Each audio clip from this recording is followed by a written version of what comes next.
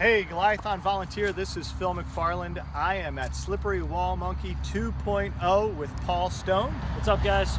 And we are going to go over how to be a great obstacle volunteer at Slippery Wall Monkey 2.0.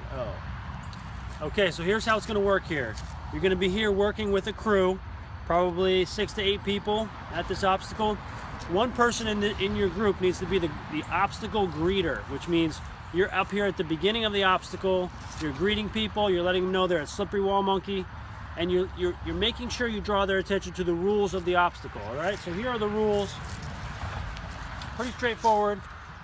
Jump to the wall and traverse to the monkey bars. Use hands only on the monkey bars to get to the landing pad. This is a lot of the second rule is for safety reasons. We don't want people upside down falling head first into the water, okay? So you really got to keep an eye on that, all right? So they're going to jump to the wall and traverse to the monkey bars.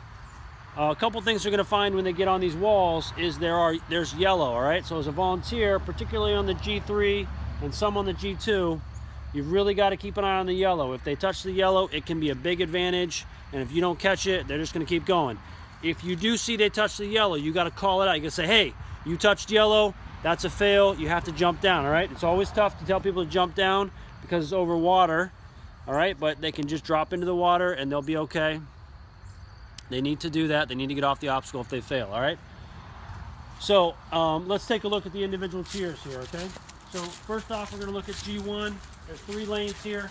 You wanna make sure each lane is being utilized. All right, they need to step across. There's a lot of really good holds here. They are allowed to get help, but it is gonna be pretty tough to help out there in the middle. Okay, one way you can help on this obstacle is you see this tight rope here underneath. You can pull on this rope from the other side and it gives them a little bit of support when they're doing the monkey bars.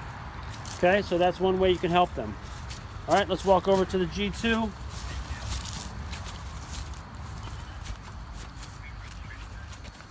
Okay, so here we are at G2.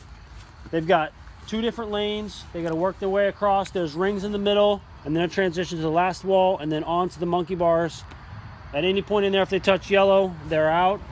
Okay, they just got to work their way across. If they use their legs on the monkey bars, they're also out. G3, same thing, lots more yellow here, very technical.